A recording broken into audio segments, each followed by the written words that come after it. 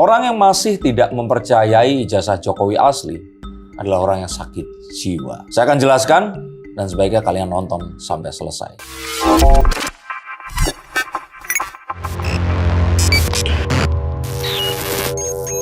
Halo Sensikers, kembali berjumpa bersama saya Denny Darko. Tidak ada yang namanya misteri, yang ada adalah tanda-tanda yang kita semua cuma untuk mengerti. Betul sekali, kamu sakit jiwa jika berpikir bahwa ijazah Pak Jokowi ini palsu atau tidak asli. Dan saya jamin itu nggak akan sembuh sampai kamu mempercayai hal itu.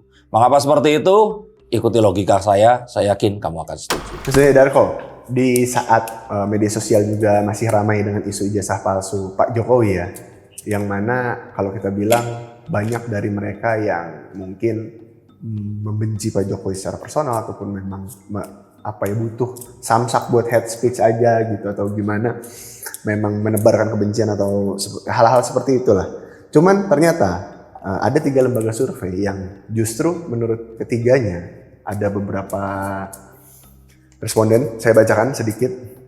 Yang pertama ada Indikator Politik Indonesia, periode survei 17 sampai 20 Mei 2025, 75,9% responden mengetahui isu ijazah palsu, tapi di antaranya 69% itu percaya ijazah Pak Jokowi asli. Intinya di sini adalah membuktikan bahwasanya keriuhan di sosial media dan orang-orang yang merasa mewakili masyarakat tidak percaya kepada ijazah Jokowi itu nyatanya hanyalah segelintir manusia saja, dan di luar sana sebenarnya masih banyak silent majority, orang-orang yang memilih diam. Tapi sebenarnya mereka mendukung apa yang sekarang ini ada. Sehingga kita akan tahu bahwa sebenarnya media sosial hanya memfasilitasi protes yang negatif dan orang-orang yang tidak puas. Sedangkan orang yang puas ini tidak protes dan mereka jumlahnya jauh lebih besar. Kalau begini kan kita bisa bilang pada akhirnya apapun konten yang tersebar di media sosial, termasuk maksudnya kebencian terhadap Pak Jokowi pun dan isu ijazah palsu ini, pada akhirnya itu jadi konten yang lebih banyak ditonton oleh orang lain ketimbang faktanya yang berbeda gitu. Termasuk Indonesia gelap, termasuk hal-hal yang dituduhkan, misalkan orang percaya sekali kalau Tom Lembong ini orang yang sangat bersih, dia ini tidak pernah melakukan kesalahan apapun dalam berpolitik, dan selayaknya dia ini harus dibebaskan. Yang saya katakan, bahkan ada hal-hal yang mungkin tidak bisa diungkapkan secara langsung, yang membuat bisa saja lebih aman kalau dia ini ada di dalam atau di balik jeruji penjara gitu. Jadi ini sesuatu yang nggak bisa kita pisahkan hitam dan putih. Cognitive wars ini membuat seakan-akan semuanya ini lebih mudah. Yang pada kenyataannya ini bahkan jauh lebih rumit dari kata rumit itu sendiri. Oke, tapi kan pada akhirnya ini juga kalau dibiarkan ya, maksudnya media sosial dengan isi segala konten kebenciannya, itu akan tetap menjadi bola salju yang terus membesar. Sama seperti saat terus kemarin tiba-tiba ada logo ulang tahun 80 Indonesia yang gambar itu jelek banget, 80 ada panahnya ke atas. Saya sempat kena gocek, nggak percaya dan waduh ini blunder apa lagi. Yang akhirnya kita tahu bahwa itu adalah berita hoax yang disebarkan. Tapi by the time, saat tiba masanya kita tahu berita ini salah, berita itu sudah tersebar, memantik kebencian dan kemarahan. Dan saat orang yang sudah kadung marah, ini mungkin hanya 2, 3, 5%-nya yang akan tabayun dan mencari tahu hal yang asli ini tadi. Hal yang sama menimpa pada Bu Sri Mulyani yang dicoba untuk di downgrade dengan kemarin ada amplop nikahan akan dikenakan pajak. Itu hoax juga. Dan maka ini adalah cognitive wars yang sebenarnya. Apa yang kalian lihat di sosial media, itu bukanlah apa yang terjadi dalam dunia nyata. Tapi bagaimana pada akhirnya kita bisa tahu informasi yang kita dapatkan di sosial media ini berujungnya itu adalah fakta dan kebenarannya? Kita tentu saja harus mengeluarkan effort yang lebih dengan memiliki chamber yang berbeda dan kita melihat dari sudut pandang yang juga berbeda. Berani mempertanyakan diri sendiri dan mencoba untuk objektif terhadap apapun yang kita terima. Dan gak langsung percaya, dan yang paling penting di sini adalah menunda reaksi hingga akhirnya kita mendapatkan informasi. Oke, tapi pada akhirnya kalau kita bilang, bahkan menurut 3 lembaga survei pun jauh lebih banyak orang yang percaya bahwasanya kembali ke ijazah Pak Jokowi, isu ijazah palsu ini bahwasanya ijazah Pak Jokowi ini asli, dan bergulir juga ijazah Pak Jokowi kan dikabarkan sudah disita kepolisian ya katanya. Berarti pada akhirnya orang-orang yang kadung sudah menuduh Pak Jokowi ijazahnya palsu atau yang lain-lain itu, kalaupun nanti terbukti ini asli dan ditunjukkan kepada publik, mereka kan seperti apa? Orang yang percaya kalau ijazahnya asli. Orang yang percaya ijazah Pak Jokowi itu nggak asli. Kan mereka udah terlanjur, wah ini palsu nih. Ya mereka akan terus mempertanyakan dan ini nggak akan pernah selesai.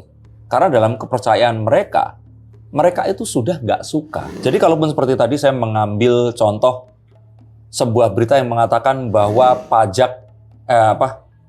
amplop nikahan itu akan dipajaki, terus kemudian nanti mereka akan melihat beritanya itu terus berkoar-koar sosial media, mencaci maki Kementerian Keuangan, mencaci maki Presiden Prabowo, mencaci maki Gibran, mencaci maki Jokowi yang nggak ada hubungannya. Tapi saat ternyata berita itu muncul and turns out to be false atau salah, ya mereka akan bilang, ya setelah kita protes, itu dianulir. Tetap mereka akan menemukan kebenaran dengan caranya sendiri. Ini contoh misalkan, saya akan tunjukkan ijazah asli. Ini ijazah S2 saya, pasca sarjana dari Institut Teknologi Bandung.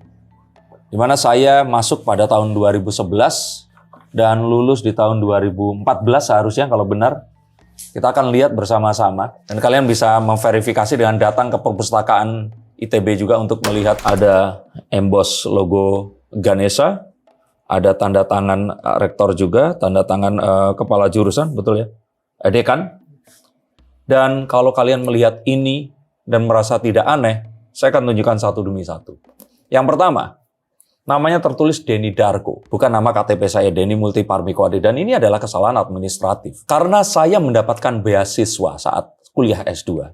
Dan yang mendapatkan beasiswa itu Denny Darko, bukan Denny Multiparmikoade seperti nama yang kalian jumpai di googling, kalau googling nama saya. Dan ini agak aneh karena yang sekolah sebenarnya bukan Denny Darko gitu, tapi it's okay.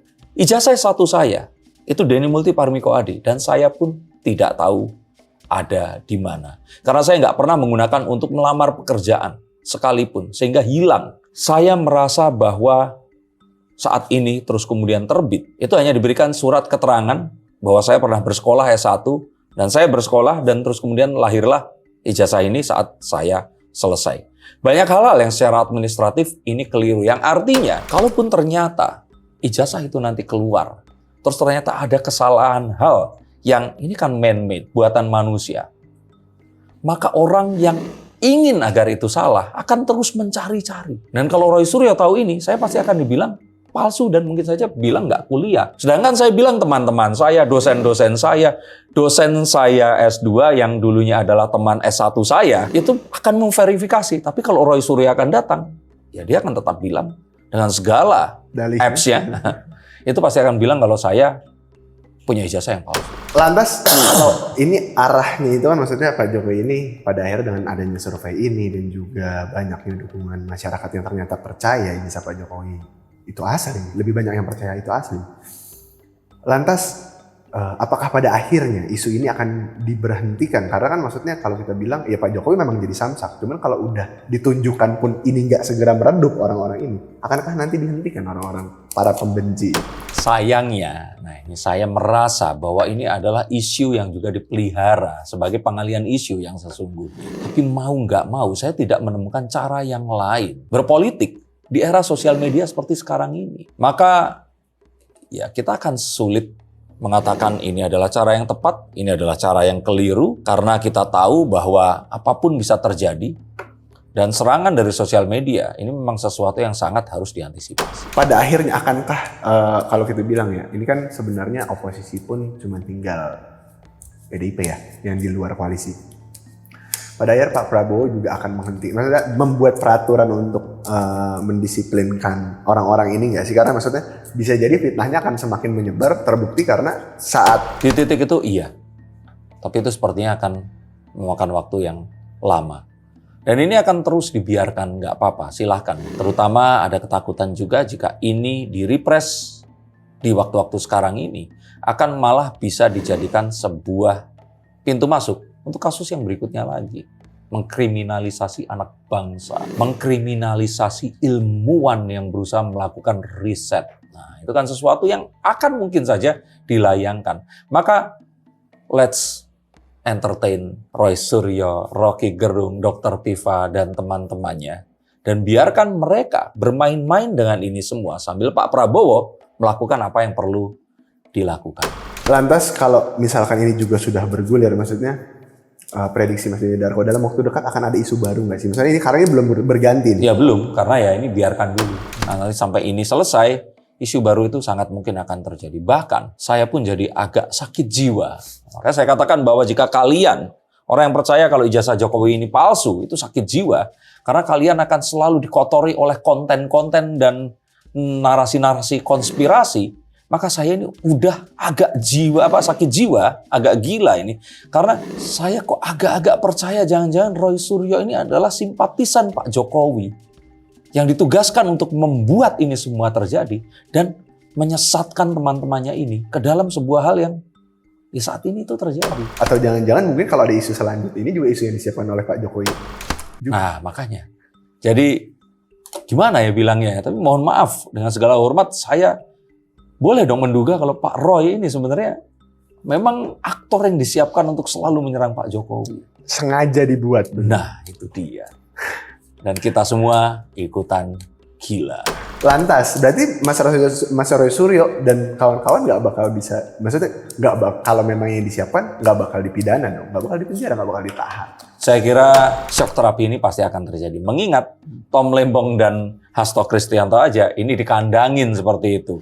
Nah kalau mereka berdua yang benar-benar mantan menteri dan sekjen di sini, nah ya apalagi Mas Roy Suryo yang dulu adalah anggota DPR dan sebagainya, ini sepertinya sangat mungkin kalau mereka, seperti yang saya katakan di konten yang lainnya, sepertinya kok on the way, berkemas dan menyusul dua nama yang tadi disebutkan sebelumnya. Tapi tidak akan selama dua nama yang, maksudnya Tom Lembong. Nah makanya ini kan shock terapi ya. Bisa aja seperti itu, terus kemudian nanti dikurangi atau dimaafkan, tapi saya pikir penghilangan hak ini sangat mungkin akan terjadi. Dan mengingat bahwa pemerintah ini adalah pihak yang kuat. Dan Pak Prabowo tampak tidak mengatakan apapun dalam kasus ijazah palsu ini tadi. Maka saya kira ya nanti sepertinya Pak Prabowo ini akan turun tangan untuk mengakhiri konflik ini. Sudah, ini asli, berhenti. Nah terus trio ini akan tetap mencoba-coba. Sampai akhirnya ya ini dianggap kok tidak menghormati. Nah akhirnya Tapi pada akhirnya kalau Pak Prabowo turun tangan, ini sama kayak kasus yang Pulau Pulau di Aceh gitu dong. Pada akhirnya Pak Prabowo akan datang dan menyita perhatian baik. Bukan Rempang, Pulau Aceh. Iya, pokoknya yang antara Aceh dan... Ya itu saya pikir itu yang akan terjadi. Oh, tapi ini masih akan sangat lama atau dalam waktu dekat? Nah itu bisa dalam waktu dekat. Dan itu bukan intervensi hukum ya, karena hukum itu sudah selesai. Pak Prabowo itu hanya menggarisbawahi, marilah kita hormati proses peradilan di Indonesia dengan keputusannya ini. Dan kalau ternyata nanti ini memang harus dilanjutkan, ya nggak apa-apa, tapi saya menyarankan untuk dihentikan sekarang juga. Nah itu kan seakan-akan kalau masih ada yang protes, salah sendiri. Kalaupun memang, ini kan udah ada berapa nih berarti ketumpuk? Oh, udah ada Tom Lembong. Ini kan isunya sudah mulai... Hasto Kristianto. Iya, Hasto Kristianto. Juga udah mulai ada simpatisan yang kayaknya arah-arahnya ingin menggelar demo atau gimana untuk keadilan mereka. Ini kalau Roy Suryo, Tifa, dan juga satu lagi? Rismon Sianipar di penjara atau mungkin ditahan, ini kan bisa pada akhirnya dipanas-panasi untuk ya kita harus membela keadilan untuk orang-orang ini nih gitu semua. Dan karena itulah surveinya keluar sebelumnya yang menunjukkan kalau ini survei berapa lembaga? 3 lembaga. 3 lembaga ini percaya kalau bagian besar masyarakat Indonesia percaya kalau ijazah Pak Jokowi ini asli. Makanya ini dikeluarkan, itu pertanda kalau pemerintah sudah akan berani untuk kemungkinan akan ada demo-demo gitu juga akan mungkin dong dengan adanya penangkapan beruntun ini. Saya pikir demo akan ada, tapi kan ya demo itu nanti akan dijawab oleh Pak Jokowi. Ya itu kan sesuatu yang biasa. Menyampaikan pendapat yang saya pikir ya buat saya biasa-biasa aja. Nah, begitu. Dan ya sudah. Maka untuk menghindari kalian semakin sakit jiwa, hentikan ini semua. Dan marilah kita melakukan sesuatu yang lebih produktif lagi. Apa yang akan terjadi, saya pikir kita menghormati apa yang sudah diputuskan oleh pengadilan. Dan jika kalian memiliki hal-hal yang ingin disampaikan, tulis komentar dan keluh kesah kalian di kolom komentar sini. Terima kasih atas atensinya hingga ke akhir konten dan terima kasih. Dan sampai jumpa di konten yang berikutnya lagi. Salam.